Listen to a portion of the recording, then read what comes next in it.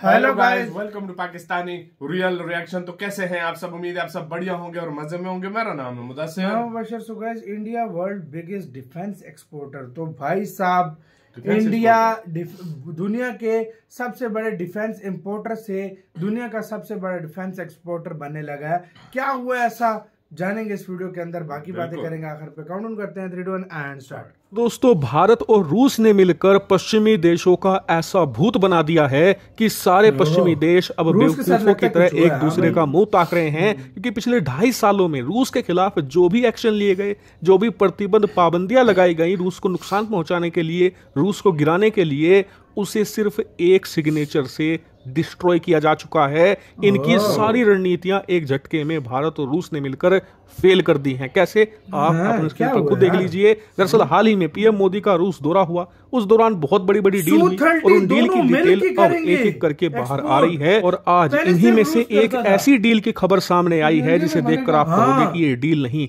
एक diplomatic master class है। क्या है डील, खुद आप अपने स्क्रीन पर देखिए।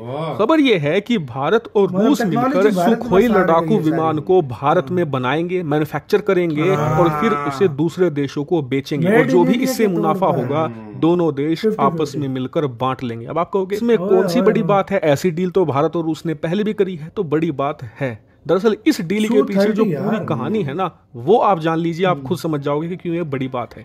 कहानी ये है कि पिछले 2.5 सालों में जब से रूस यूक्रेन युद्ध शुरू हुआ है, रूस के जो हथियार एक्सपोर्ट हैं वो लगातार कोलैप्स कर रहे हैं, डिस्ट्रॉय हो रहे हैं। और रूस जो कभी दुनिया का दूसरा सबसे बड़ा हथियार बेचने वाला देश हुआ करता था, वो अब चीन से भी पीछे जा चुका है। और बताया जा रहा है कि बहुत ही जल्द वो टॉप 5 से भी बाहर हो जाएगा। और इसका कारण है रूस पर लगे प्रतिबंध। दरअसल रूस पर इतने प्रतिबंध लगे हैं कि अब कोई भी देश रूस से हथियार खरीदने की डील नहीं कर रहा, जिससे कि उसके हथियार एक्सपोर्ट गिर रहे हैं। और इसका इफेक्ट पड़ रहा है रूस की पूरी हथियार इंडस्ट्री पर। क्योंकि चाहे रूस हो, अमेरिका हो या दुनिया का कोई भी देश, सबकी सेनाएं मजबूत बनाने का एक ही तरीका होता है। ये देश हथियार बनाते हैं, फिर उन्हें बेचते हैं दूसरे देशों को, उससे जो कमाई होती है उससे और खतरनाक हथियार बनाते हैं।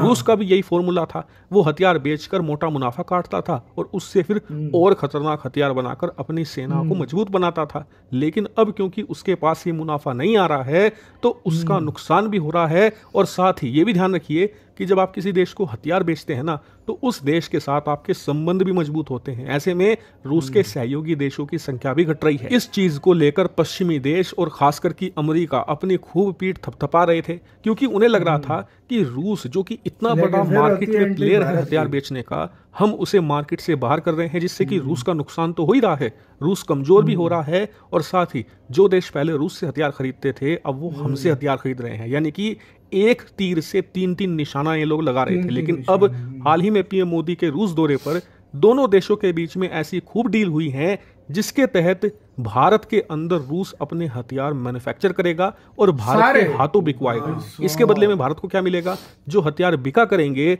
उसका जो मुनाफा होगा उसमें भारत की हिस्सेदारी होगी। साथ ही जो हथियार रूस बनाएगा उसकी फुल टेक्नोलॉजी भारत को मिलेगी। और इसकी शुरुआत होगी रूस के Su-30 लड़ाकू विमान से।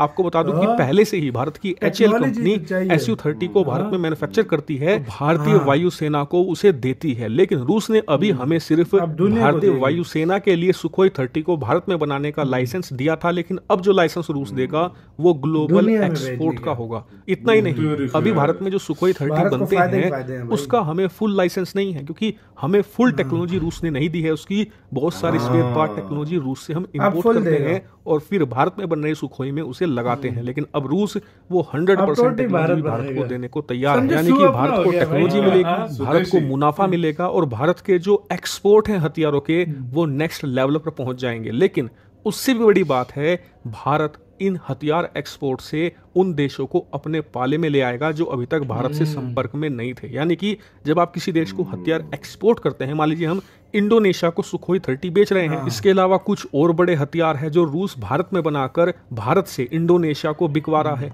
तो इससे भारत को फायदा ये तो होगा ही कि पैसा वगैरह हमें मिलेगा, हमारे एक्सपोर्ट बढ़ेंगे। उससे भी बड़ा फायदा ये होगा कि इंडोनेशिया आने वाले 30-40 सालों के लिए भारत पर निर्भर हो जाएगा। अगर उसे ये सुखोई चलाने हैं या बाकी के हथियार चलाने हैं 30-40 सालों के लिए, तो उसे भारत से स्पेयर पार्ट चाहिए होंगे, भारत से अलग प्रकार की सर्विसिंग मेंटेनेंस की सर्विस चाहिए होगी। इसके लिए उसकी मजबूरी होगी कि वो भारत से अच्छे संबंध बनाकर रखे।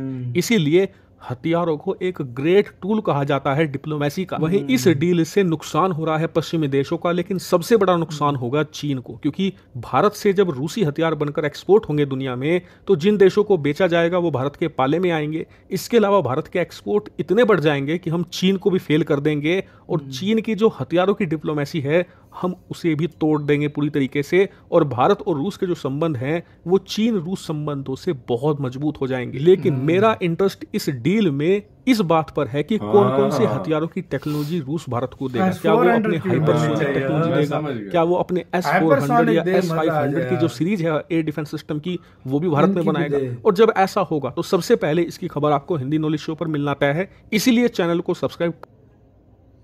इसी के साथ यार वीडियो खत्म। यार ये बहुत बड़ी बात है यार, बहुत बड़ी अब जो समझो Su-30 जो है फुल स्वदेशी हो गया है।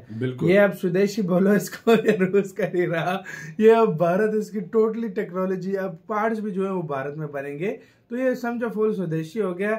और दूसरी बात यार भाई ये बहुत बड़ा स्टेप है, इससे भारत जो मुनाफा होगा वो दोनों देश 50-50 करेंगे। इधर तो मैं एक और और चीज खर्चा भी मिल के करेंगे। हथियार तो एक्सपोर्ट करेगा ही करेगा, सब कुछ करेगा। तुम एक और चीज भूल रहे हो, जितनी ओवरहॉलिंग जो उन देशों में वो भारत में वो इंडिया में होगी, उसके पैसे भारत अलग, उसका पैसा अलग लेगा, उसका पैसा जाकर या इंडिया भेजेगा या लेकर वो इधर आएंगे जहाज, उसका पैसा अलग से चार्ज करेगा, पैसा अलग से भारत चार्ज करेगा। तो ये बहुत बड़ी बात है भाई, बहुत ही, क्योंकि लाजमी बात है इसकी ओवरहॉलिंग लाजमी होती है। एयरक्राफ्ट, कोई भी एयरक्राफ्ट को 40-40 साल थोड़ी चल सकता है, ओवरहॉलिंग होती है, कोई उसमें अपग्रेड करते हैं तब जाकर वो जहाज फिर दोबारा उड़ने के काबिल होता है, तो उसको भी पैसा इंडिया लेगा, मतलब उसका भी पैसा इंडिया लेगा। तो ये भाई साहब ये बहुत बड़ी बात है यार, इसमें कोई डाउट नहीं है।